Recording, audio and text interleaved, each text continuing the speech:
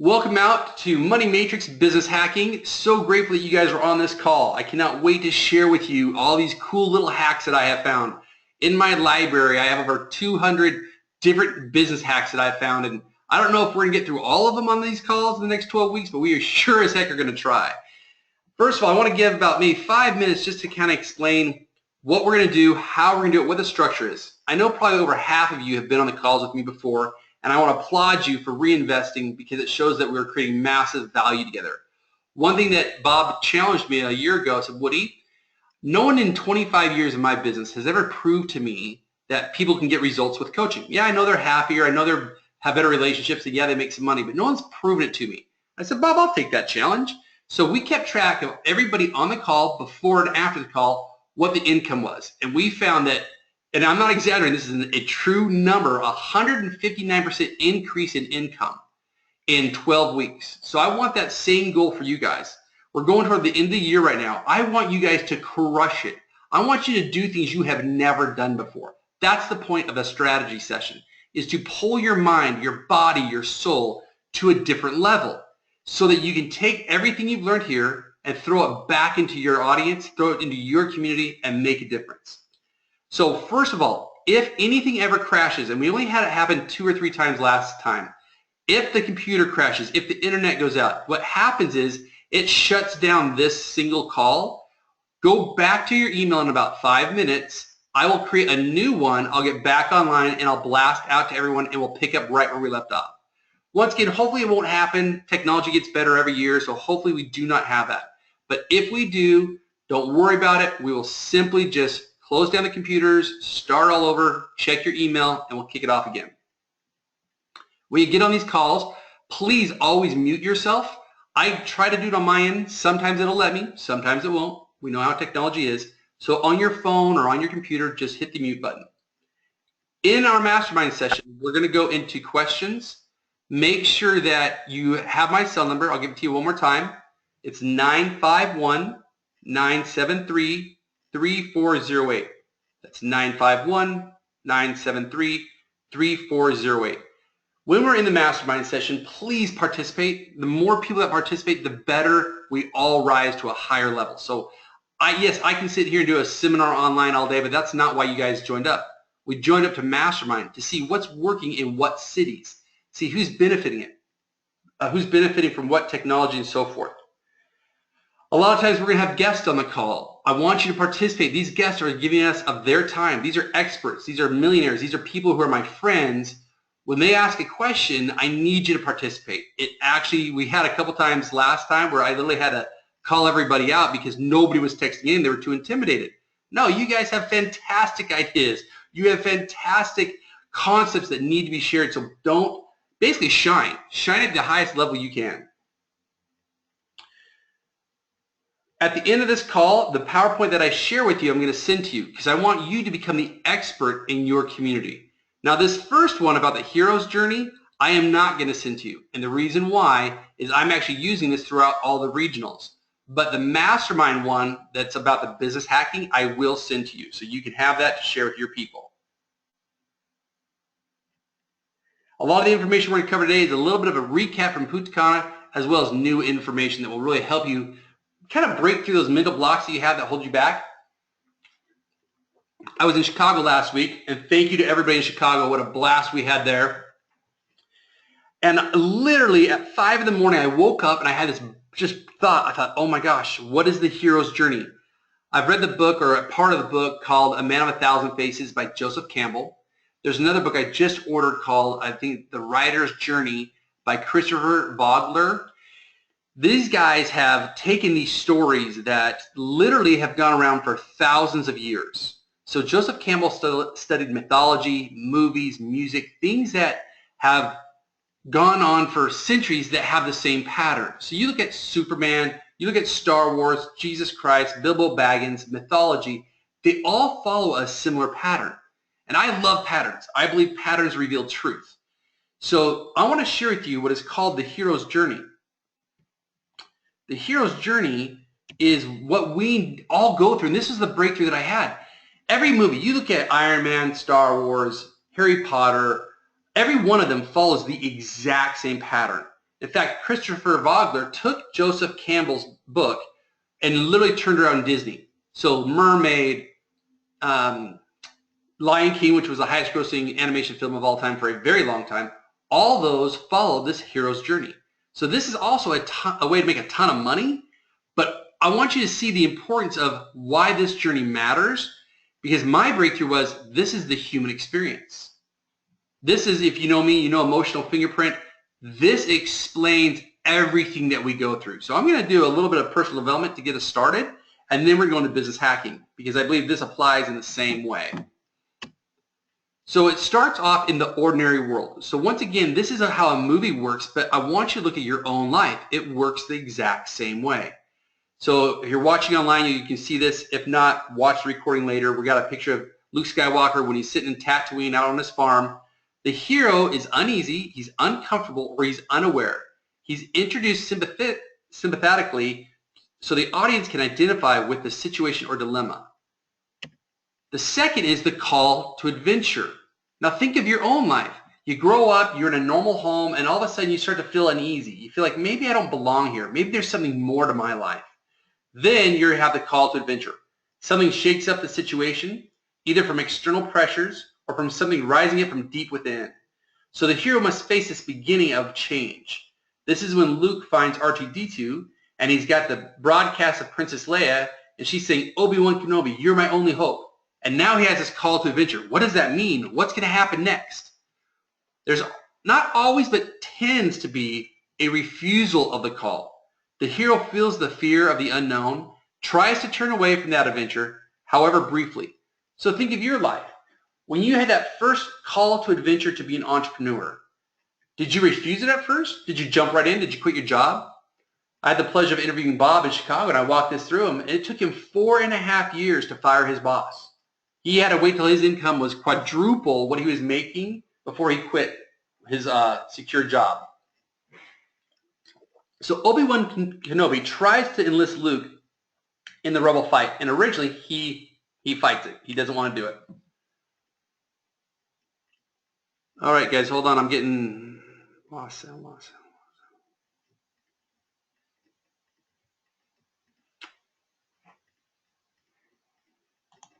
You guys can't hear me?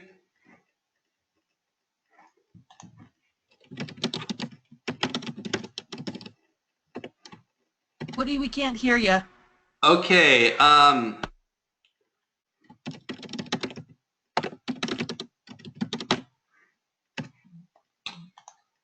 Let's see here. Why can't you hear me? Test, test, 1, 2, test. Can you hear me now?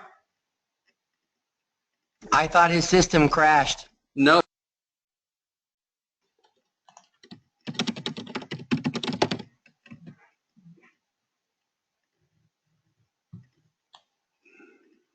I heard you type that, Woody. Try speaking. Test, test, 1, 2, 1, 2. Okay, we got you. There you are. Okay, so when did you guys lose me? 2 slides ago. You showed Luke Skywalker with his leg up on a post or something. So we have That one. the call to adventure? Yeah, right there. All right. Yep. No, the very first Luke Skywalker picture, yeah. Oh, yeah. Yeah, this one right here. Oh my gosh, I was rocking and rolling. I was feeling so awesome. Like, this is just going so well and nobody can hear me. That is awesome. I thought that your system crashed. This is why I love our mastermind, and I thank you from the bottom of my heart for you guys being patient. I love this because we will pick it up from the beginning and we will rock it again. So thank you for letting me know. Let me mute this again and we will just start over for fun. Hold on, here we go. So in the journey, it all starts in the ordinary world where the author introduces a character. This hero seems to be uneasy, it's uncomfortable, they're unaware, they're introduced sympathetically so that the audience can identify with a situation or dilemma. So this is where we find out Luke is just a simple farm boy on Tatooine. Then we go to the next one, which is the call to adventure. Something shakes up the situation, either from external pressures or from something rising up from deep within. So the hero must face the beginning of change. So Luke finds R2-D2, he's cleaning it, and all of a sudden Princess Leia appears. Obi-Wan Kenobi, you're our only hope. So in that moment, we know that, oh, he's going to be called to do something. This is where I want you to challenge yourself. When did you have your call to adventure? When did you wake up one day and say, man, I want to be an entrepreneur. I want to be a real estate investor. What was it in your life where you had that call to adventure? But right after the call tends to seem to have the refusal of the call, meaning the hero decides, I can't do it. Too much fear. The adventure's too hard. I can't go that way. Obi-Wan tries to enlist Luke in the rebel fight, and he denies him. So when I was interviewing Bob in Chicago, Bob Schneider, our CEO, I said, Bob, when you had your call, was there a refusal? Like, how long did it take you to become an entrepreneur? And he said 4.5 years. He waited till his income had quadrupled what he was making at his day job. Then he was able to quit. So all of us have this call to adventure. Some of us have a refusal of the call. I know I did. When I was young, I wanted to be an entrepreneur. I tried a little bit. It was really hard, and I said, nah, that's not for me. But then there's always that next phase where you meet the mentor. You meet somebody who influences you for good, somebody who has that special gift. So Obi-Wan meets and they talk with Luke, and he's that mentor, and he gives him his father's lightsaber. And now Luke realizes, oh my gosh, I could be something more. I could lift myself. In the hero's journey, and why this story is so important to me, is this is our human experience. You guys are the mentors for the people you are raising up. There are people you are calling to the adventure. Some of them are refusing it. They're not refusing you. They're refusing their adventure. You are the mentor who has that special sauce, that secret potion, that lightsaber, the Excalibur. You have that gift that they need, and they don't know it yet. So be patient with them, because you had mentors in your life who brought you along the way. Then this is where the rubber hits the road. This is where they call it in the movie crossing the threshold, or the end of Act 1. The hero commits to leaving the ordinary world and entering a new region or condition with unfamiliar rules and values. So in Joseph Campbell's book, he's talking about the ordinary world and the special world. So the ordinary world is where you grew up. That special world is that fear, where you leave the known for the unknown. Luke goes with Obi-Wan to fight against the dark side. That's when the movie starts to pick up pace. That's when people's lives start to pick up pace. You go to the next phase where you have tests, allies, and enemies. So in the cantina, Obi-Wan and Luke meet Chewbacca and Han Solo. They also end up meeting Jabba the Hutt when they're getting on the Millennium Falcon. So when you start on your adventure, you start to figure out who are your allies and who are your enemies. And hopefully they're not in the same room at the same time. Then we have what's called the approach. This is where you've taken everything that you know and you go out into the dark and you take that first leap of faith. It's also where setbacks occur. So let's say you start with Renatus, you're got the approach, you're starting, and things aren't going the way you want, and you have a setback. Something causes the hero to adapt and try new ideas. So you test it, you try it. You test it, you try it. This is in Star Wars when the Millennium Falcon gets sucked into the Death Star. Then this is the first ordeal. So you've had a little bit of setback, you had a little bit of challenges, but then you have your first real ordeal. That ordeal is what can really stop you, because it's where you have to face your first fear. So Luke and Han and Chewie, they rescue Princess Leia. They jump into the trash compactor. There's a monster in there. The trash compactor starts to come tighter and tighter and tighter. They feel like they're going to die. Your first ordeal, and pretty much every ordeal, is where you face death. Symbolically or physically, you feel like you're going to lose it all. You're risking it all. You're exhausted. You're frustrated. And it gets really hard. But then there's the reward. And these two phases in his book are phase 8 and 9. I'd like to pause here and say this is where you rinse and repeat. You go from ordeal to reward, time and time again. Back and forth, back and forth. So when you have these rewards, Luke gets gets the plans for the Death Star. He saves the girl. Everything's fine. But now, what's the next ordeal? And that in every movie, you see it happen time and time again. They repeat, they get away, and oh, they almost get caught. They get away, and they almost get caught. We are no different. And I think that's why these movies are so successful, even though they are the exact same pattern. Every movie you've ever watched, the top highest grossing films are the exact same, whether they are animation or a play, or if they're a movie or a music or a book, they follow the same pattern because it's the human experience.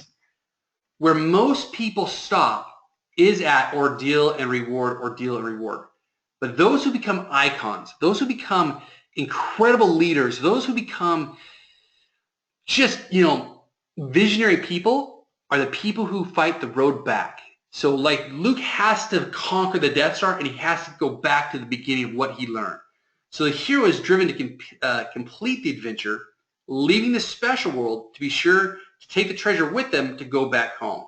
So Luke has to destroy the Death Star. In most movies, this is what they call the chase scene. Then there's the resurrection. Tested once more on the threshold on the way home by the hero's action, the polarities that were in the conflict at the beginning are finally resolved.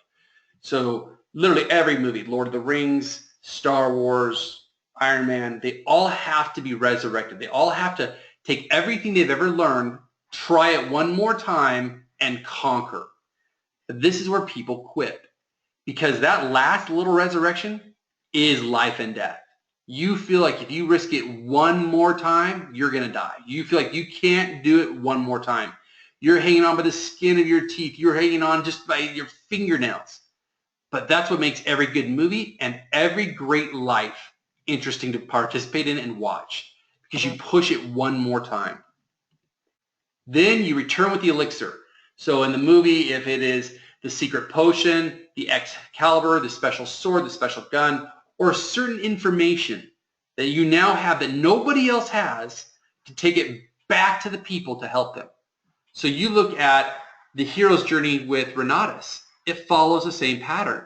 You have a little bit of success, you have some failure, you go back and forth until you get to a certain point where you have enough residual income, and you know who you are, and there are groups of you in Renatus where you have enough residual income that you actually make more money than the average person in America today. And that number is at $56,000 a year. You have enough rental properties where you're making enough money on your rental properties that you actually don't have to work anymore. That is returning with the elixir. So we're all on this journey to get to that point. Take Steve Jobs. He was on that journey. His ordinary world, he was an adopted kid. He started to realize, you know what? I don't like my life. I don't like the way I'm going. I want something different. He had a call to adventure with electronics. When he was really young, he and his father would pull apart blenders and vacuums and put them back together. The refusal to the call was he decided to go to college instead of following his passion with electronics. Eventually he quits. He meets his mentor, who is Nolan Bushnell, who was a co-founder of Atari, and he crosses the threshold and he goes to work with Atari, works there for a little while, and then he quits because he realizes his real calling is to lead the path, to lead the way. His tests, his allies, his enemies, he meets Steve Woz. Well, he knew Wozniak from high school, but they reconnected at Atari. His approach is he works out of his garage. The first ordeal, he can't get funding. He tries and he tries. He calls every venture capitalist firm, and nobody wants to touch him. He's untested, unproven. His reward, Apple launches. The Apple I is successful. The Apple II is successful. The road back home. Now, this is where he has that final test. He's got to make sure that he has taken everything that he's learned and he is tested. He gets fired from Apple. The very company he invented and created, he gets fired from. How horrific would that be? But the resurrection was he invented Next Computer. He bought Pixar from George Lucas when he was going through his divorce. He turned that around to be the behemoth that it is today. In fact, when he bought it from Lucas, it really was nothing. It was 6 guys in an office in California, and they hadn't made even a movie yet. So he took it public. He wrote and helped write and create Toy Story, sold that to Disney. He became a billionaire not because of Apple, but because of his stock in Pixar. But the return home doesn't happen until that final test. The final test was Apple came to him and said, you know what? We've got about 30 days in cash and then we're toast. We want you back on board. We want you to turn this thing around. And he said, okay, I'll turn around, but you got to fire every single person who sits on that board who fired me. And so they did it. Then he had to go to his arch nemesis, Bill Gates, and borrow $150 million to keep Apple afloat. Traded some stock, did a good investment, turns around, and then he returns with the ELIXIR, the iPad, the iMac, iTunes, iPhone. When you hear of Steve Jobs' life, or you look at Thomas Edison or Walt Disney, they kind of play out like a movie. Why? Because they're following the hero's journey. So if you want a life that people will follow, if you want a life that people are going to be inspired by and are going to want to change their life for you to be their mentor, you got to stay on the hero's journey. So I had this breakthrough when I was in Chicago. It literally changed my life. It kind of summed up my journey, why I'm so crazy in doing what I do. I remember being with Hugh Zaretsky. We're on Fifth Avenue in New York, and I was going to go speak, and he said, why do you keep making and losing money? Like, I don't get it. You've made and lost millions. Why do you do that? And it hit me. I only play for hitting the ball out of the park. I don't try to get to first or second. I want to hit home runs and home runs only. So that type of lifestyle means you make it and you lose it, kind of like Babe Ruth. You are either idolized or people are disgusted by you. So that was my hero's journey, and it's different for every person. There's no right or wrong. It's just different. So you guys spend some time with this. Rewatch this. I want to know what your hero's journey is. What are you doing? How are you pursuing it? And if you will stay on that path, you will have that iconic life that other people will talk about. So let us go on to our next, really on the business side, and this is the business hacking. Do you want to increase your sales? Of course you do. Let's increase them by 37%. How do you do that? You do it very simply. You've got to be happy. That is the secret to it. You've got to be able to take advantage of happiness. It will increase your sales by 37%. It also gives you better job security, more secure jobs, superior productivity, more resilient, less burnout, less turnaround, and greater sales. Here's how you do it. You've got to do small changes that can have a lasting effect. So a study was done that if you take 2 minutes for 21 days, you can literally change the way your brain functions. Listing 3 things you're grateful for every day. Have a gratitude journal.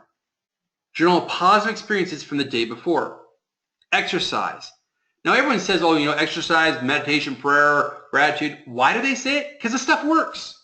So if we're really going to do business hacking, if we're really going to help you guys make more money, get on your journey, then you've got to believe truths. You can't just blow them off like, oh, that sounds so simple. It's very easy to make money. All you have to do is create more value than you ask for. It's very easy to save money. Spend less than you make. But why are we in debt and why are we not happy? Because we're not doing the simple things. So a lot of these business hacks may sound like, oh, that's too simple. Well, if you're not doing them, then check your account and why it's not working. Do the simple things to get the best truths in your life. The last one, learning new information. When you learn new information, your mind changes. Your perspective changes. This is why we created Money Matrix. For those of you on this call, every one of you should be watching Money Matrix because every one of you is a leader. You were at the Leaders Retreat. I'm not allowing anyone on this call who was not in Punta Cana. So be the great leader. Be the better leader. Watch Money Matrix. It's in your back office. Log in every day. Watch a video. Apply the call to action, and you will see your life change very, very rapidly. Does positivity sell? Let's look at the top-selling female artists of all time and their top songs. Madonna had Papa Don't Preach. Mariah Carey, One Sweet Day. Taylor Swift, We Are Never Getting Back Together. Lady Gaga, Poker Face. Adele, Rolling in the Deep. Katy Perry's Roar and Firework. Destiny's Child, Independent Women. Christina Aguilera, Beautiful. And Beyonce's Irreplaceable. Positivity sells. Every one of these songs is about being internal. And ironically, and I didn't know this when I created this slide back at Punta Cana, every one of those songs, I went back and looked, follow the hero's journey. Here's lyrics from Katy Perry. You held me down, but I got back up. Already brushing off the dust. You heard my voice. You heard that sound, like thunder gonna shake the ground. You held me down, but I got up. Gonna get ready because I've had enough. I see it all. I see it now. She has her clarity. She's on her way back home with her elixir. She's been resurrected. She's fighting for her truth. She's going to share it with the world. That's why these songs are so profitable. So when you share your story from stage on a Thursday night or on a Saturday or at regionals or nationals or wherever, are you following the hero's journey? Is it inspiring? Is it lifting people up? Do people want to follow you? And I don't mean that externally, like, oh, I want to have an audience that follows me. I'm talking about, are people following you? Because you can't be a leader if people don't follow. Do you want to increase your sales financially, or do you want to increase your financial outcomes during negotiations by 15%? Here's how you do it. This is a very, very simple cartoon. This is the actual cartoon they did in the study. And I will find it for you online, or you can Google, but I will find it for you and send it to you so you don't have to waste your time. If you're listening on the phone and you can't see it, it's Dilbert. He's sitting down in a negotiation, and the guy with the negotiation says, here's my offer. Dilbert says, thank you, thank you, thank you. We accept your offer. The other gentleman says, I haven't even said the offer. Dilbert says, I mean, well, we have lots of other offers that are better. You're ruining everything, the guy says. This little simple technique increased people's sales because it broke the ice. Here's where you can use it. Use it before negotiations. Email it to somebody. If you're going to go and talk to somebody about, investing in Stream Plus Combo, send it to them. Start the meeting with it. When negotiations get tense, when people are like, well, I don't know if I trust you guys. I don't know if I want to spend my money on it. Send it out then. And there's other ones. There's a lot of really funny cartoons out there. What is the fastest way to influence somebody? This actually is my favorite hack. I've used it my entire life. It's called the law of reciprocity. Give a gift. If you've been in any of my coaching, I have probably brought this up every single time. It is the most underused one that's out there. It's absolutely brilliant. It changes everything. You just have to do it. Getting a gift at a restaurant, as simple as a mint, will increase the tip amount by 3%. If 2 mints are given, it does not double to 6, it quadruples to 14. If the waiter gives 1 mint and then walks away from the table and turns around and says, for you good people, I'm going to give you another, tips skyrocket to 23%. By not what was given, but by how it was given. Make it personal. So this is where I want to go into the mastermind session. And I want you guys to text me, what are some gifts that you can give your attendees? And how can you give them that are unique? Once again, I want everyone to participate. If you don't have an answer, that's okay. Just think about it. You're at an event on a Thursday or a Saturday, or let's say you met them at a restaurant. What simple gift can you give them? And how can you give it that it's unique enough? Let's break it down to 2 different questions. Let's just go with, what gift can you give them? And what you guys will do, text in your answers to 951-973-3408. That's 951-973-3408. I'm going to read those back to you. This is part of the mastermind. We're going to go back and forth.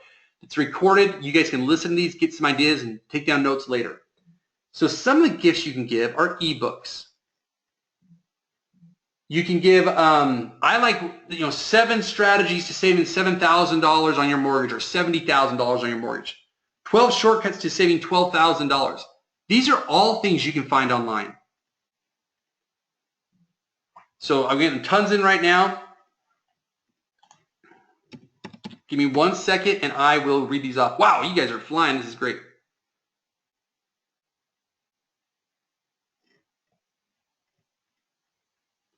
Teach them how to sweep their mortgage. That is a great way to get people a little gift.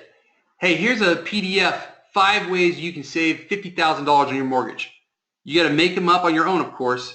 You can find them online. Pay for a meal. That is a great one. I actually almost always will buy the meal no matter what, because I believe in law of reciprocity. It's a very inexpensive way to make an impact. Another one, you pay for the meal, coffee, drinks, whatever. Good job. Give them the Rich Dad, Poor Dad book. Absolutely. Great books are a fantastic way. In a meeting, give them a pad and paper. Fantastic.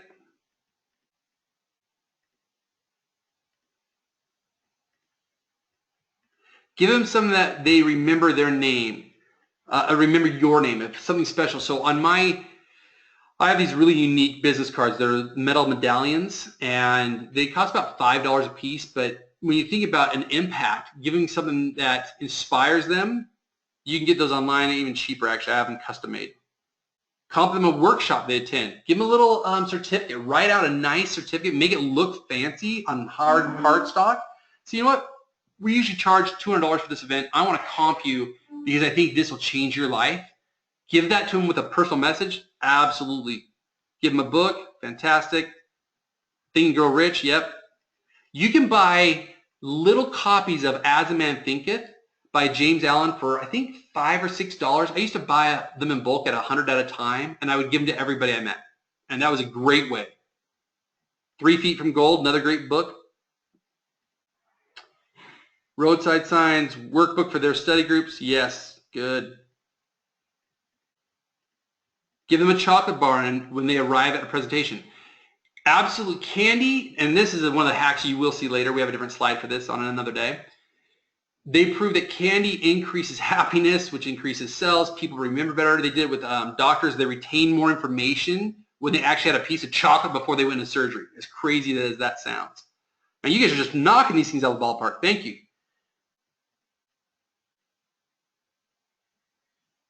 I like to give them a nugget of knowledge that they will not hear other places that they can use. Very important. If you can give them something unique and special that they have never heard anywhere, now you have their attention. Give them a pen or a knife kit. Yep. Good ideas, guys. Diamond ring lollipops. Tastes sweet. Love it. Give them a pen with an inspirational message on it. Perfect. All right, so we're going to stop there. We're going to go on the next one. I've got 2 more to read, but let's hold on those. I'll go on to the next one. Give them a free coaching session, one-on-one. That's a valuable thing. Yep, give them a note. Invite them to an event with a small tip. That's fantastic.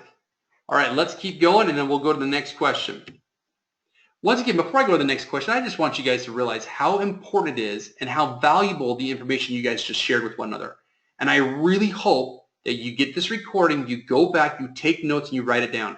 It's one thing to just be on this call. It's another thing to participate in the hero's journey. So please take this to heart. You've invested in this. This is not an inexpensive investment.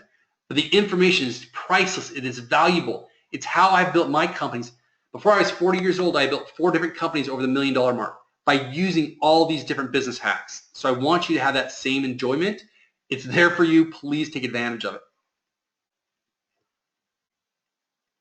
Give a $100,000 candy bar. Those are great. You know, I want to give you, I have to admit, that's one of my favorite ones. Buy at Costco in bulk the 100-gram bar and say, you know, I want to give you your first 100 grand. That little comedy relief, that little smile on their face will get them to be engaged with you. So, all right, let's move on, boys and girls.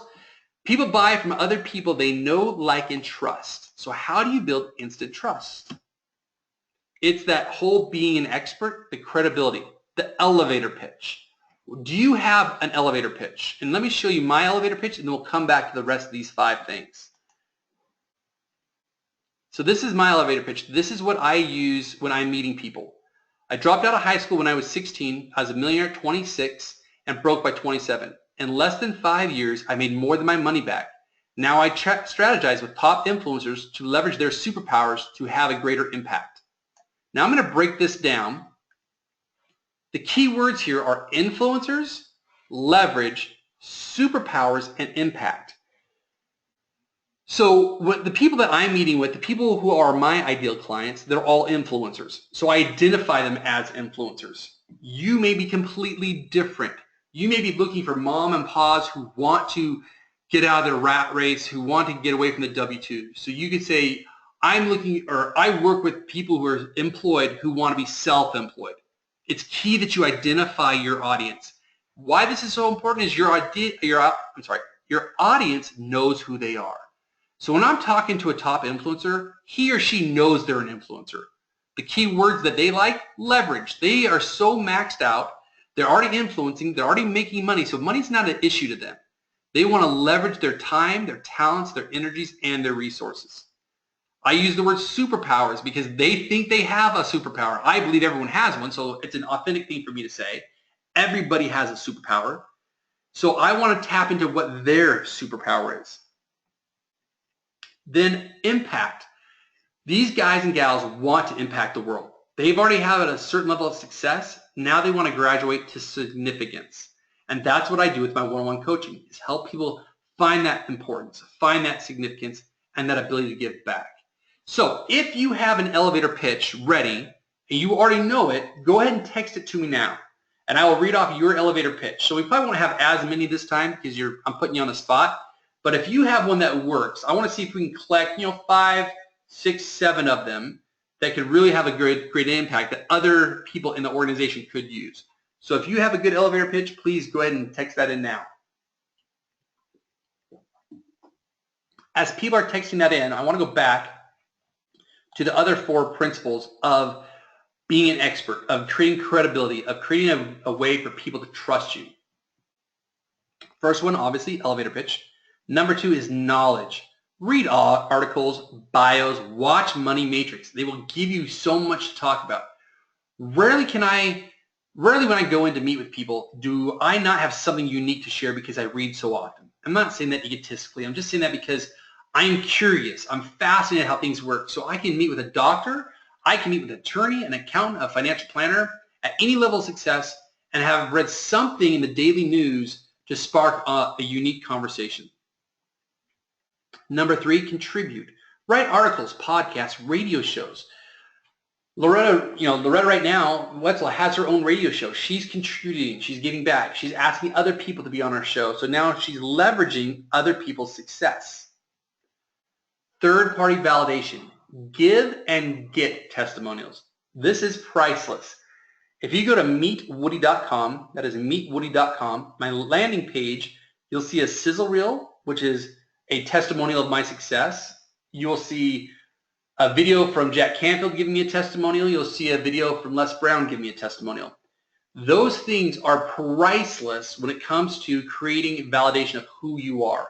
I actually have a testimonial page that has over 100 videos and written testimonials from the producer of Pretty Woman to New York Times bestselling authors, all because I've asked for it and I've given them. So I've probably given a couple hundred testimonials and I've received a couple hundred testimonials.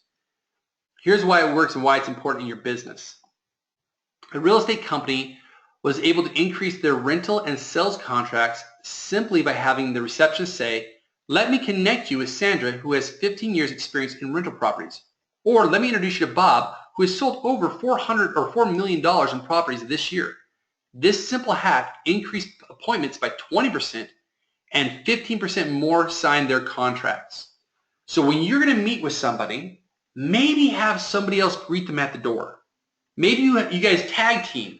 For each appointment, you highlight and you lift somebody else. Oh, you're going to meet with Robert today? Oh my gosh, Robert last month just did $60,000 in sales. He just crushed it. You are going to love meeting with him. That simple third-party validation will blow other people away and help you increase sales. All right, let's see if we have any of these elevator pitches. Give me 1 second. I'll read these off to you.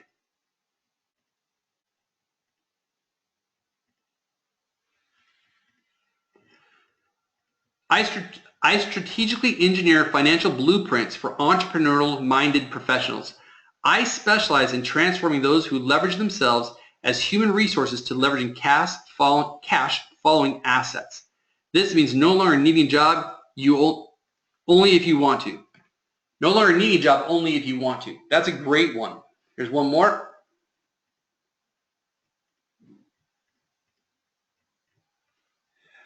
I help people who desire to be financially free realize their dream and be debt-free in 1 to 5 years. Make sure whoever you're talking to, you craft it based off their needs. I had a funny experience last night. So we just bought our dream home. It is everything I've ever wanted. 2 years ago, I knocked on the guy's door and said, "I want to buy your house." And he said, "Absolutely not." He wouldn't sell it to me. I fought for it off and on. I sent this guy chocolates, candies, everything to get his attention. No, no, no. And then he died. Then I found his heirs, and I did the same thing to them, and we actually bought it, and we literally moved in on Saturday. I was in Chicago. My family moved on Saturday. So last night I'm on the back deck, I'm washing the house, cleaning off windows and stuff, and my neighbor comes up to me and he said, well, what do you do? And I was so not in the right mindset that I fumbled, and I think he thinks I'm a drug dealer because I couldn't even say what I did. Like, books, movies, people talk, train. My mind wasn't there. So make sure when you're doing your elevator pitch that you're sharp, that you're clear. Then, ironically, about 10 minutes later, the other neighbor saw me washing the other side of the windows in the house. He said, what do you do? And I was ready. Like, I nailed it. I had it zoned in. So one neighbor thinks I'm an idiot. The other one and I are going to have a great relationship together. Number 5, write a book. If you haven't written a book, write a book. And for those of you who are in our book, you know who you are. We're getting that thing done. We'll be out in October. So rock and roll. All right, let's go on to the next one. How do you increase your persuasion by 45%? Be likable. Once again, these things sound simple, and truth usually is simple, but they've worked, they have proven them, and money follows. An MBA student study on negotiations paired 2 different groups. The first group were told time is money. Get straight down to the business and start negotiating. 55% could come to an agreement. Another group of students were told to share some personal information first before they started negotiating. 90% of them were able to come to an agreement. So you're talking almost a 50% difference simply by taking the time to get to know someone. I know when we're rushed and when we're trying to make money, we're so focused on all the money that we need to make that we don't get to know people. People do business with people they know, like, and trust. So take the time to get to know them. How to be more likable. There are 3 reasons why people like us. People who are similar to us, the more unique the better, people who pay us compliments, and people who cooperate with us. I know that sounds simple, but it's very, very true. So what questions can you ask on a Thursday night or a Saturday or anything? This is the 3rd question I'm going to mastermind with you on. What questions can you ask to get people to start talking? So go ahead and text those in now. What questions can you ask that are unique that make people want to talk about themselves? I'm going to share with you, as you guys are texting in, some things not to do. Do not ask somebody what they do for a living, and here's why. 70%, according to Gallup study, do not like their jobs. So the majority of the people you talk to are not going to like their jobs. If you get them talking about the job that they don't like, they now link that to you. There's also an element of comparison, which is very external. Is my job better than his job? So even this last night when my neighbor asked me, what do you do? Here I thought I wasn't ready to answer it because I'm washing my windows. Then I, of course, had to ask him, well, what do you do? And he's an ER doctor. He's semi-retired. And now I'm comparing my life. I'm thinking, okay, and I'll be honest, I was external. In my mind, I'm thinking, okay, you went to 12 years of schooling more than me, and we live in the exact same neighborhood. Boy, you wasted your life. And that was my externalness. I'm thinking, I got to this same level, and I didn't have to waste 12 years of school. Now, that's wrong, and I admit that that's wrong, but those things happen subconsciously in a blink of an eye. So you don't want to go to the comparison. What you want to do is go to, what are you most passionate about? Other than, and this is my number 1 question I use all the time. Other than work, what are you most passionate about? Because if they love their work, they'll bring it up. If somebody were to ask me that question, other than work, what are you most passionate about? I would still say work. So then you have permission to talk about their work because they've given it to you. Always focus on the positive, not the negative. All right, I got a bunch of great questions, and we're going to close on this, so let me read these off to you guys. Talk about their children. Great way to break the ice. How many kids do you have? Now, I want you guys, please write these down. Go back and listen to this. These are valuable things. What do you like to do for fun? Talk about where they're from. If you can find a commonality, one of my neighbors, the one to my left, the second guy, I found out that he and I both lived in Murrieta, California. And I told him, hey, I'm going to regionals in Murrieta, California next week. So then we got to talk about, well, what do you do? And it was this organic, fun conversation because he and I both lived in the same city at, actually the same time for a couple years. Fast forward 10 years, now we're next door neighbors. So instantly I like that guy because there's a similarity. Tell me about yourself. What are your hobbies, your interests, your likes, your dislikes? Talk about family. If money was not an option, what would you do? Another one I like that's similar to that. If you could do anything and you knew you would not fail, what would you do? When were you your happiest? What was that one thing you were doing when you were so happy with your life? Then after they share that with you, remember it. Try to use that with Renata saying, hey, you want to get back to that time where you have free time? Let me show you how to invest in real estate. What is the single most important thing you would like to accomplish? If you could do anything without money being an issue, what would you do? If money was not an object, what would you be doing right now? A lot of these are very similar, but so I love that you guys are thinking the same way. When you have the time, what do you enjoy doing the most?